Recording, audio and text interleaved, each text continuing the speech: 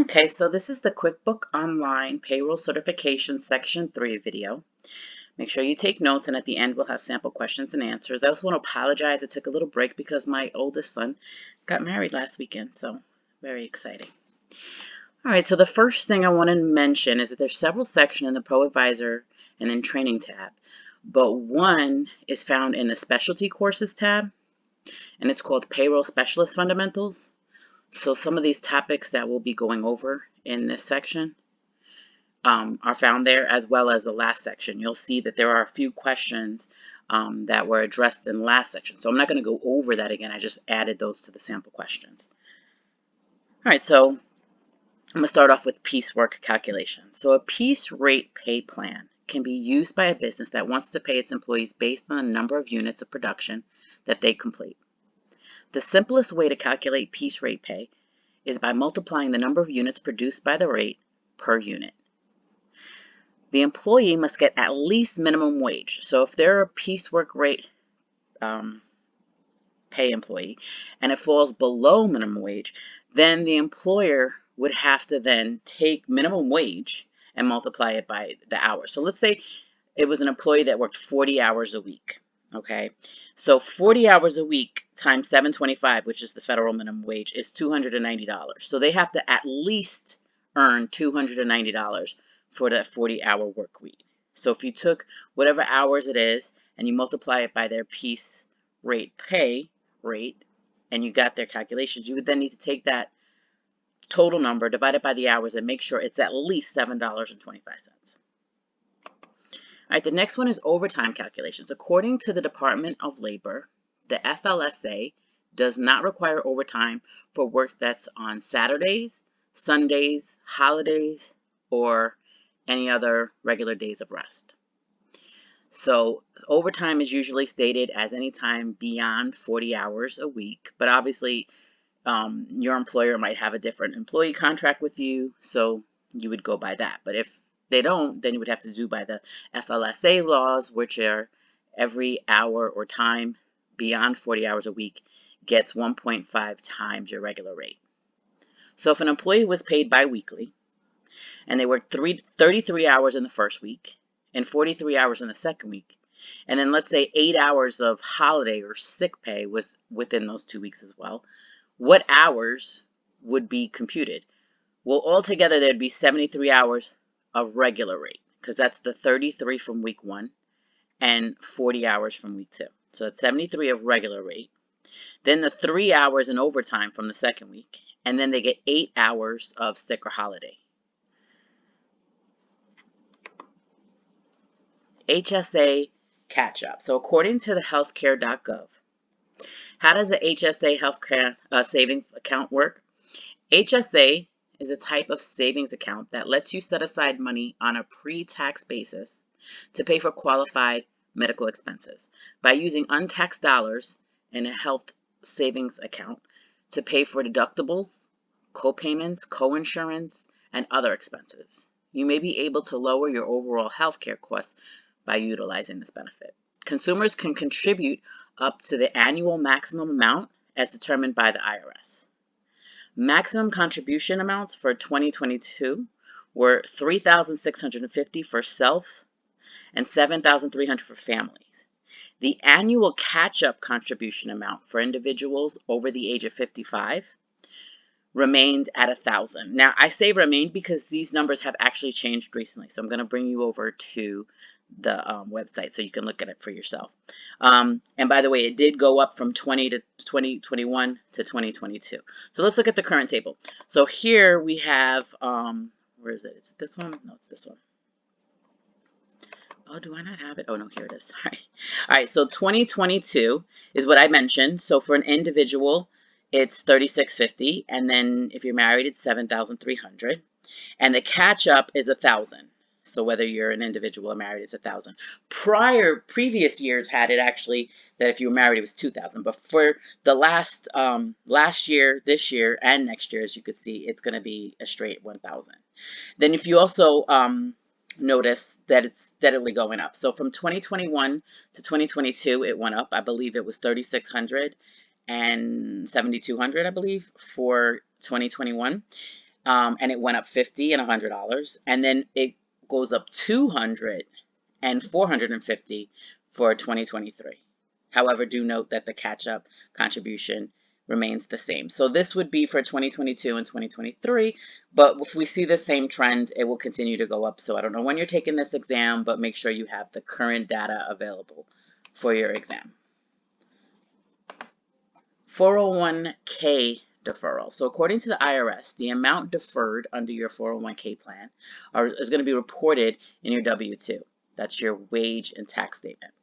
Although elective deferrals are not treated as current income for federal income tax purposes, they are included as wages subject to Social Security, your FICA, Medicare, and federal unemployment taxes.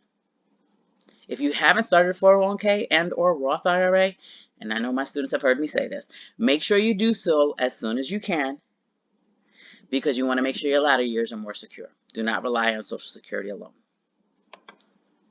A simple plan. So according to the IRS, a simple IRA plan provides small employers with a simplified method to contribute toward their employees and their own retirement savings. Some employers will match your contribution up to a specific percentage, and it's commonly between 2 and 3%. Employer contributions can be matched. Employers' contributions can be matched up to. I also encourage students to contribute the max percentage amount. So if your employer says, we'll match you 2%, then I would at least put 2%. I know when you're younger, you don't want to have any of, funds taken out of your check, but try to match whatever the maximum is that your employer is offering. And as I say here, I always encourage students to contribute the max percentage rate. For 2022, the annual contribution limit for simple IRAs were $14,000, and that was up from $13,500 in 2021. Health and accident insurance premiums. So IRS Notice 2008-1 outlines all the rules and regulations under which a 2% shareholder employee in an S Corp can deduct accident insurance premiums and health insurance premiums. It's defined as a 2% shareholder is any person who owns on any given day of the taxable year of that S Corp more than 2% of the outstanding stock of such corporation, or stock possessing more than 2% of the total combined voting power of all stock in such corporation. The premiums are included in that person's W-2 in box 1, which is the wages that are subject to your FIT, your federal withholding, and box 14, which is that part where you put other information. But they are not included in box 3 or 5, which is subject to Social Security and Medicare. AFLAC Insurance Group Health Plan. So according to the Department of Labor, a group health plan is an employee welfare benefit plan established or maintained by an employer or by an employee's organization like a union, or both, that provides additional medical care benefits for participants. There are no tax consequences with life insurance if the total amount of the policy does not exceed $50,000. The inputted cost of coverage in excess of $50,000 must be included in income using the IRS premium table and are subject to Social Security and Medicare taxes. If the employee pays the premium themselves with taxed income, their short-term liability benefits are not taxable. And if the employer pays the premium, then it is taxable. So let's go back to what we stated so far. So there's no tax consequences for life insurance that's below $50,000. $50,000 does not exceed it. So $50,000 and below. As far as short-term disability benefits, those are not taxable. However, if the employer pays them, they are. And then the last one is, and then last note on the short-term disability, it is typically preferred to deduct short-term disability premiums post-tax because employees won't have to pay the taxes on the benefits they received in the future if they were to experience a disability. And the last one is if employees pay the premiums themselves with pre-taxed income, their accident and health insurance policy is not taxable when used for qualified medical expenses. So no tax on accident and health insurance policy, and no tax on employee-paid short-term disability benefits, and no tax on life insurance as long as it's $50,000 or below. Going out of business. How long do you have to keep your tax files? Well, according to the IRS, employers must keep all records of employment taxes for at least 4 years after filing the fourth quarter of the year. So after the year is over, for at least 4 years ahead.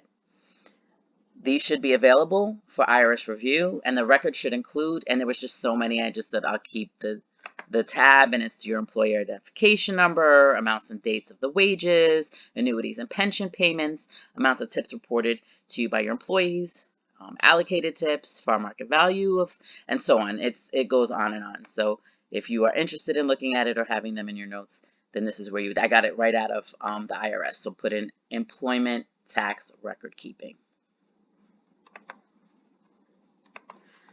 All right, accrual payroll.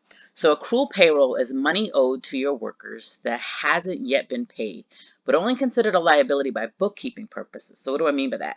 So if you have an accrued wage that you're calculating and inputting manually into your company, or if you're the bookkeeper, you're inputting for your client, you're not actually going up to these employees and saying, guess what, I owe you for, and in this example, I use October 1st. It's just for record keeping. So it's just for bookkeeping purposes, for the fact that you want to make sure, for when we say accrual, on an accrual basis, you are allocating expenses to the proper time period. So it is a critical concept to any business that uses the accrual basis of accounting. In the United States and Canada, Sunday is considered to be the start of the work week for many businesses. So let's look at this year. So this year, September 30th falls on a Saturday, and October 1st falls on a Sunday. So if that was the case, and Sunday's the first day, October 1st for this work week, October 1st, this one day for employees that worked on that Sunday, would actually be what we consider accrued wages. Because if we were doing our bookkeeping for the month of September 2022, that one day for wages would actually go for the next month. So this one day that's going to be in the paycheck for this entire week actually should be calculated as a wage expense for the month of September. So you have to actually take this one day of wages, get that number, and do a journal entry for accrued wages.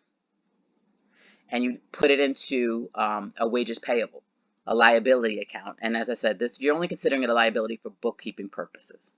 So when would you use an accrual payroll journal entry? If the last week of the month, a day or 2 or 3 or however it is, falls into the pay period. So again, my example is the last week of September. We're in September.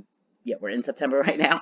The very last day of September is on a Saturday, so that last Sunday, the 1st, will actually be accrued wages. Hopefully that makes sense. If you don't understand that, write a comment, and I will try to explain it a little better. Paid time off, or accrued PTO. When recording PTO or vacation accrual at the end of an accounting period, you will debit PTO vacation expense account and credit your PTO vacation payable account.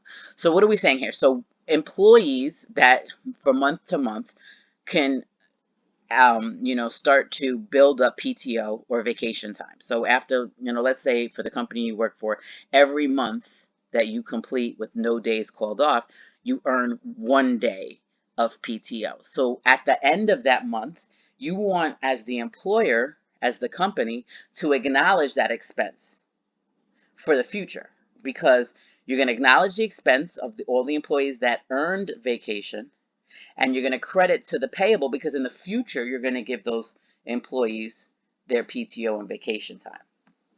So credit vacation payable, because vacation accrual is considered a liability. It's something you will pay in the future. Note, some companies may use a more general account like payroll expenses or payroll payable, as opposed to using PTO vacation. Cell phone benefit calculations and dependence care benefits.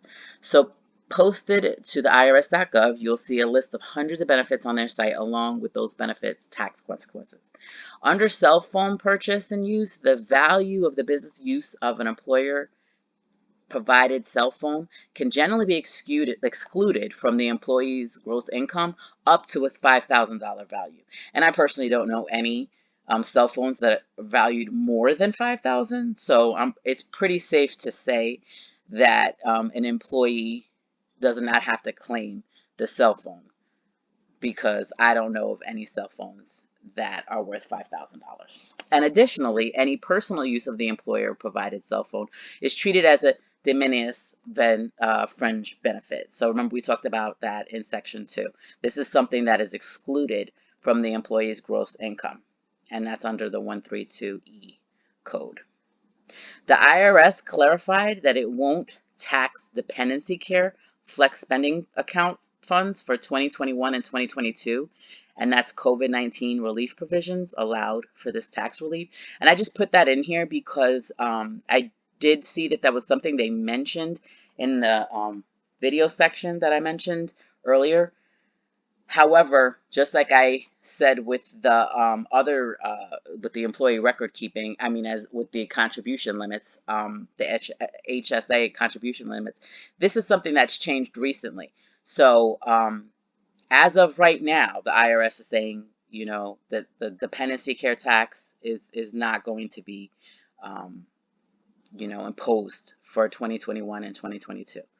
So that's something you're going to want to look at for your notes here in the next year to see if there's any changes that you would need to put in your notes for future questions. Aggregate costs of employer-sponsored health coverage. So the Affordable Care Act requires employers to report the aggregate cost of coverage under an sponsored group health plan on an employee's Form W-2. So I have here C publication, that must be the third one. And note, it is optional for employers required to file fewer than 250 forms of W-2 for the preceding calendar year. So if they have less than 250 forms, they don't actually have to do this. And this is for record keeping purposes, so I just wanted to bring that up. So this is Form W-2, reporting of employer-sponsored healthcare coverage. So the ACA requires employers to report the cost of coverage under an employer-sponsored group health plan. Reporting the cost of healthcare coverage on the Form W-2 does not mean the coverage is taxable. The value of the employer's excludable contribution to health coverage continues to be excludable from the employee's income, and it's not taxable, but the reporting of the information is for informational purposes only, and will provide employees useful and comparable consumer information on the cost of their healthcare coverage. So again, this isn't required for companies that send out less than 250 W-2s for the year. It is required if you have over 250 employees that are sending out W-2s. All right, Form 941 deposit due. So I know I discussed 941. It's been a minute since I've done section 2, and I didn't bother to go back. So I decided, you know what, let me talk about this. I did see a question that was submitted on the 941 deposit due. So you know, forgive me if I'm repeating this, but I wasn't sure if I did put this through for you or not. So according to IRS 941, that needs to be filed quarterly. Their due dates would be, so quarter 1 is January, February, March, correct? So it would be the last day of the next month. So for the first quarter, that's January, February, March, it would be the following month, which is April, the last day, April 3rd. And the same thing for April, May, June. The next month is July, so it's the last day of July, July 31st. And then it's October 31st, and then January 31st the next year for the fourth quarter. Monthly scheduled depositors, if you report taxes of $50,000 or less during the look-back period, you're a monthly scheduled depositor, and you generally must deposit your employment taxes on payments made during a given month on or before the 15th day of the following month. So again, you do the month of January. So January would be February 15th. February would be March 15th. So whatever month it is, it's the following month, and it's the 15th day. Note, there is a 4-tier penalty based on the number of days the deposit is late. This is go for either one of them. So here are the 4-tier penalty for lateness. 2% for 1 to 5 days, 5% for 6 to 15 days, 10% for anything more than 15 days late. So, you know, just know here, I think there's a question in here that messed up the quarterly payments or the monthly payments. I got to when it comes up, but I do remember I did note that there was an error in there, but I think it's, you know, easy to overlook and figure out what they're asking you. Recording payroll from third-party payroll services. So payroll can be entered into QuickBooks Online in several ways. The most common way is with the journal entry. If the company is using an outsourced provider such as ADP or Paycheck, so you will use the information on the payroll summary report that is furnished by the provider to create the journal entry, or some providers furnish the actual journal entry for you. If you create the journal entry, you can then set it up to be a reoccurring entry, like a memorized transaction, and change the numbers each payroll for ease of entry. The two main journal entries will be the wages and withholding journal entry, and then the tax liability journal entry. So let's look at those. So here's our wage expense, and if you watch that one Excel video that I told you to, you would see these two journal entries as well. So the first one is where we're acknowledging our wage expense. So we're debiting our wage expenses, and this company has two different departments, and then we're crediting all our liabilities and then the actual pay that went out, the actual checks that are going to go out and be taken out of our bank account. And then the second journal entry is the tax expense for the company. So remember, the tax expense is going to be, for the FICA, is going to be half from the employees and half from the employer. And then you have FIT and state and any other benefit that you have to send out, and then you would write a check for that. So this shows all of the tax expense occurred and needs to be sent out by the company.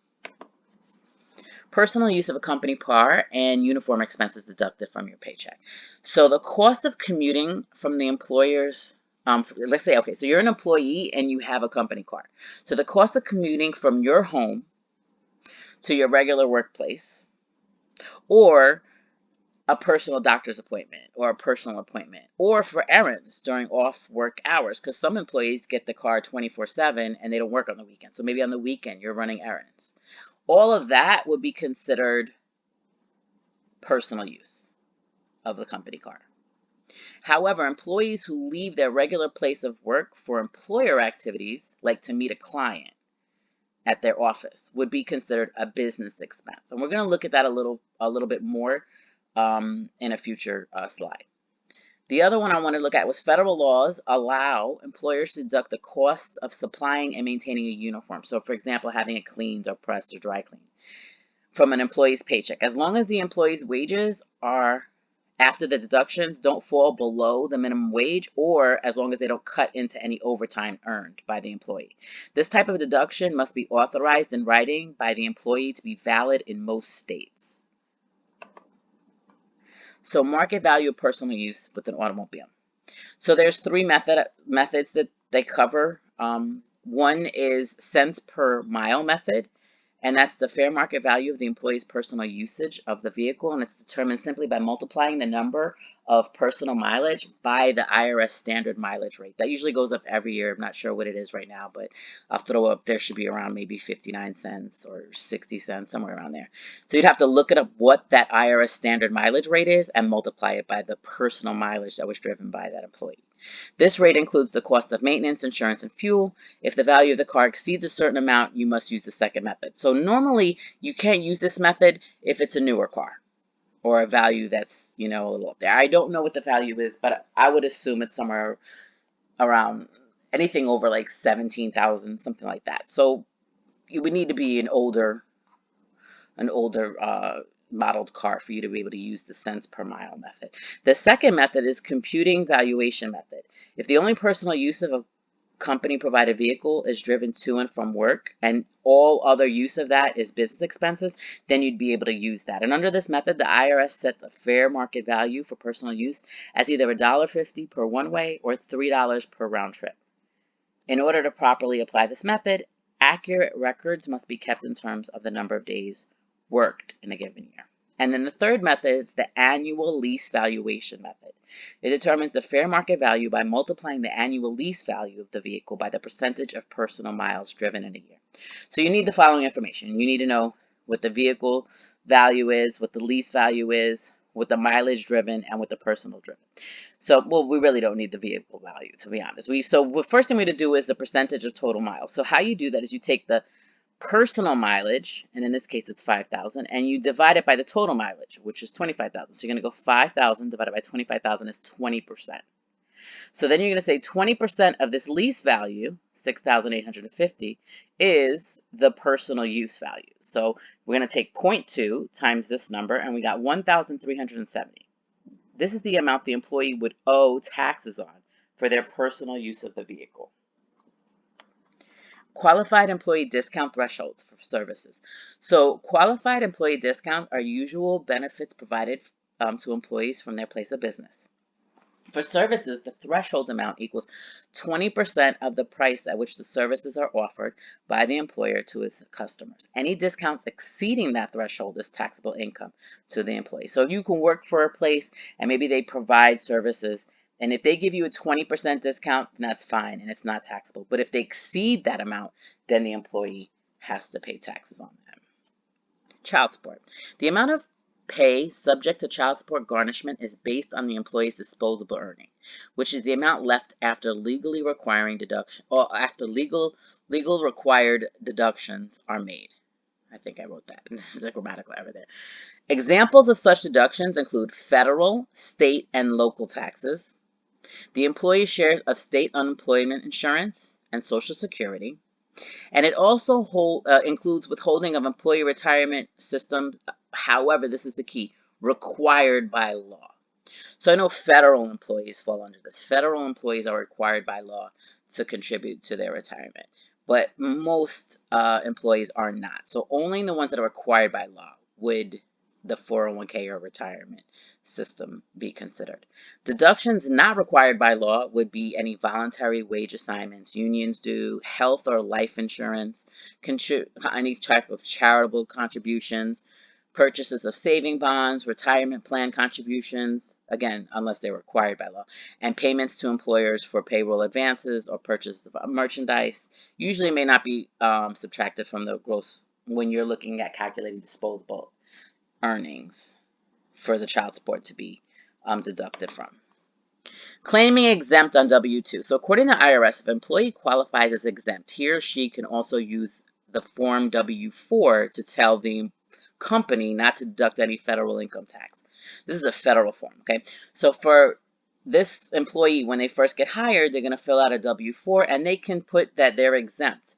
Now, to qualify for exemption, you would have to have no tax liability from the previous year, and that's FIT, so no FIT tax liability from the year before. And then 2, you must also expect to have no tax liability for that current year to be considered exempt. Minister wages and allowances. A minister's housing allowance, sometimes called a parsonage allowance or a rental allowance, is excluded from gross income for income tax purposes, but not from self-employment tax purposes. So housing allowance is not something you would put in box 1 for the W-2. The church can establish an accountable reimbursement policy. This is where clergies are allowed to exclude all reimbursed expenses from their reportable income. So if they are extended this accountable reimbursement, then that would not be considered reportable income and would not go into box 1 of the W-2. A car allowance. A car allowance is what the church gives employees for their ministry use of their personal vehicle. A car allowance is a fixed amount for each pay period. A car allowance is considered taxable, and it should appear at the end of the year on an employee for that clergy's W-2 box 1, because it is taxable. The Self-Employed Contribution Act, SECA Act, is a levy from the United States government on those who work for themselves. So remember we talked about FICA, the OASDI, and the HI, and how each employee pays half and the employer pays half. However, if you're self-employed, you would have to pay the whole entire amount. So you're paying double the FICA tax because you're both the employee and the employer. So for clergymen, they get what's called the SECA allowance, and it can be made by the church who offers ministers the employer's portion of the 7.65%. So they give them this allowance, and this is considered taxable income and needs to be reported on the W-2 in box 1. So we have car allowance and SECA allowance. Those are both taxable, where these two are not. Housing allowance is not, and reimbursed expenses are not. All right, so here are the questions. Employee 401k deferrals are subject to what taxes? So remember, they're not subject to FIT. They're actually subject to Social Security, Medicare, and FUTA taxes. Question number 2. Which two boxes should include the health and accident insurance premiums on the Form W-2? The boxes are 1 and 14. Question number 3. How are penalties for failure to make timely deposits calculated? Well, it's a 4-tier penalty based on the number of days and deposit that's late. I'm sorry, based on the number of days the deposit is late. Question number 4. Through your company, remember that 100% paid by the employee. That's really what the factor is here. So it's 100% paid by the employee. Through your company, the third-party AFLAC offers 1, accident insurance that pays the employee out of pocket after health insurance for hospital stay, 2, life insurance policies of $30,000 per worker, and 3, a short-term disability plan that replaces employee wages for absence due to illness or injury of 6 weeks to 6 months. So which statement would be true of these? A statement would be short-term disability premiums can be specified as pre-tax, but it's better for the plan to be specified as after-tax, so the benefits will be non-taxable when the claims are paid. So although you don't have to, your best bet is to pay your premiums after tax so that you don't have to pay tax when you claim short-term disability. Next question. Your company is going out of business and you've boxed up all your employee wage and payroll tax records and placed them in storage. How long must you keep them? For 4 years. 4 years after that calendar year, because IRS has a right to look through them for at least 4 years. Which scenario would require a payroll accrual at the end of the month? The answer would be a pay period involving 2 separate months. So remember I showed you an accrual basis for this month. At the end of the end of September, it ends on a Saturday. So that one day, October 1st. So we have both September and October in one pay period. So once you see a paycheck involves 2 separate months, then you would need an accrual journal entry. Your company is required to report unused paid time off at the end of the accounting period. How would you record the paid time off earned and not yet used? You would create a journal entry to debit payroll expenses and credit PTO liabilities. So you would debit payroll expenses and credit PTO liability. A business has a gross payroll of $136,980.40. That is taxable for federal income, Social Security, and Medicare taxes. So the federal income comes out to $24,117.87. Social Security and Medicare comes out to $10,479.61. What is the business total payroll tax liability for this pay period? So let's see. Has a gross, all right, FIT. I wonder if this one's correct. It says it has the gross. I need to look at this one. I'm going to write in the comments another one because I'm just looking at it now, and sometimes I don't review the question and answer. I don't know what the list of questions were. I mean, what the list of answers were, but I question if this is what they took from the employee. So if they took this from the employee and then they took this from the employee, $10,479.61, they actually have to match that. Remember, the employer matches the employee's Social Security and Medicare. So I'm going to skip this one. Just have it in your notes and just know I'll write a comment on it in the comment section. So I'm not sure about this number now that I look at this question. And as I read these, sometimes I'm going over the question in my head too, because I know a couple of people are like, oh, there was 2 answers to that question. I've missed a few, so I'm glad when you do let me know. This next one is Mark's Manufacturing, based in Iowa, pays their workers piecework basis. And in 1 week, an employee built 7 pillars in 40 hours. The minimum wage for that state is $7.25. The piecework rate is $40 for every pillar built. So if he did 7, so that'd be 7 times 40 is $280. However, If minimum wage is $7.25 times 40 is $2.90. So that employee must be paid that $2.90 because them getting paid per the piecework basis is not meeting the minimum wage requirements. So they would have to get a check of $2.90 for that week. John's employer has established a simple plan with dollar-for-dollar matching of up to 3% of an employee's wages. John wants to maximize the benefit of his employer's contribution and also maximize his take-home pay. What employee contribution option should he select? He should select the 3% because that's exactly what is matched. Based on IRS guidance, what portion of the cell phone value would be included in the gross wages? 0. Because remember, we talked about the cell phone values up to $5,000. So it's the assumption that the employee does not have to pay any of the cell phone value. What is the threshold for the number of W-2s in a year that would require the employer to report aggregate costs of employer-sponsored health coverage? That was 250. You had to have at 250 or more. So the threshold is 250 W-2s. Robert works for DD Distributions, who recently have received a support order from its State Department of Child Support Services mandating withholding from Robert's paycheck. Based on the order, the withholding is $200 a week with a maximum of maximum of 50% of disposable income. So what does that mean? Just let me, for those of you who are not familiar with child support. So it's with whichever one gets met. So it's $200 per week, but if his disposable income, let's say, is $300, you can only have a maximum of 50%. So if his disposable income was $300, you would take 50% of $300, and you'd only be able to take $150 out of Robert's paycheck, and not the whole entire $200, because there's a law in place for each state that says exactly what the maximum amount of disposable income is. So Robert's income is above his state level for the minimum income allowance. His standard paycheck before garnishment shows as his gross salary is $600 a week. His total withholding is $100.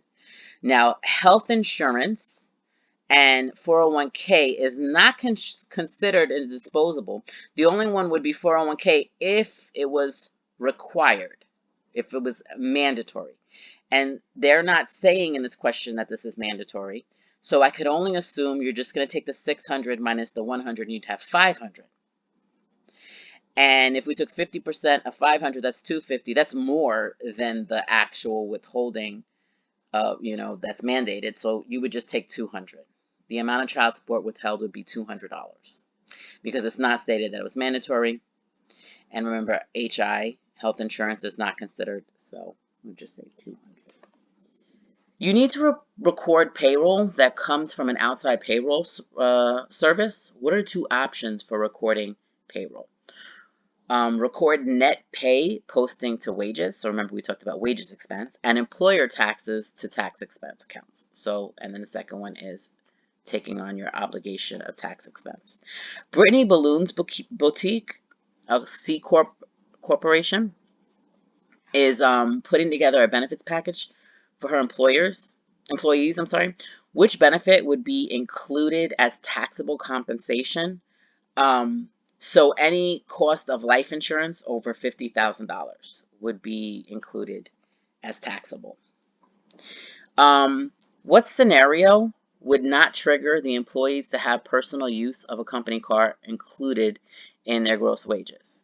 If the employee drives to a client meeting. So if they're using the vehicle for business expense, and that would be, driving to a client and having a meeting, then it would not trigger the personal usage of the vehicle. Instead, this would be a business usage. A salaried salesperson with a bonus incentive plan for sales above their sales quota has made, and by the way, their sales quota is $1 million. And they earn 5% of all sales above their quota. So if the yearly sales were $2 million, so if it's $2 million, then that means $1 million is at 5%. Toward 5% of $1 million goes toward their wages, and their base salary is $75,000 a year. So what would be their yearly earnings? You would take the $75,000 plus $50,000 because that's 5% of $1 million, and those two numbers added together gives you $125,000. An employee should only file as exempt on the W-4 for the tax year if which two statements are true. He expects to owe no federal income tax for the current year, and he did not owe any federal income tax for the previous year. An employee, Stephanie, uses a car owned by her company. In 2021, Stephanie drives 35,000 miles. Of those, 7,000 are personal miles.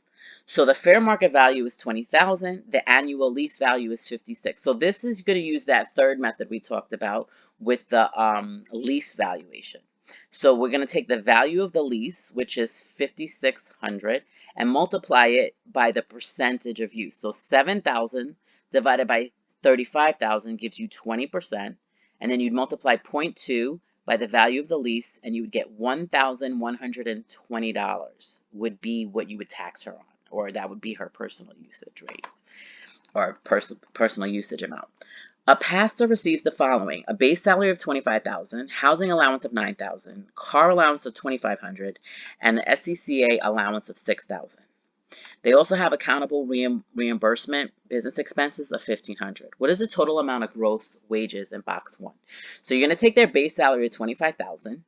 Remember, housing allowance is not considered taxable income, so we're not going to add that. We're going to add the $2,500 of the car allowance, and we're going to add the $6,000 of the SCCA allowance. And we're not going to include this because this is not also. When we add those three numbers together, we get $33,500. Another one, Pastor Smith received a housing allowance in the amount of $10,000. Where would we see that on the W-2? We wouldn't, because it's not reported. We do not consider housing allowance as income for a pastor, so it's not reported on the W-2. So these last couple of questions, you want to see this in this video, but I did cover them in section 2 if you wanted to go back to look over any of those. What garnishments are required but not voluntary? The three that fall under that is the IRS, state, or local tax payments. So if you owe the IRS, state, or your local government, they can garnish your pay. Child support and default student loans. So those are the three that we talked about in video 2. Have them all in your notes. They might ask you for 1, 2, or all 3. On which form would you report federal unemployment taxes? That would be on Form 940.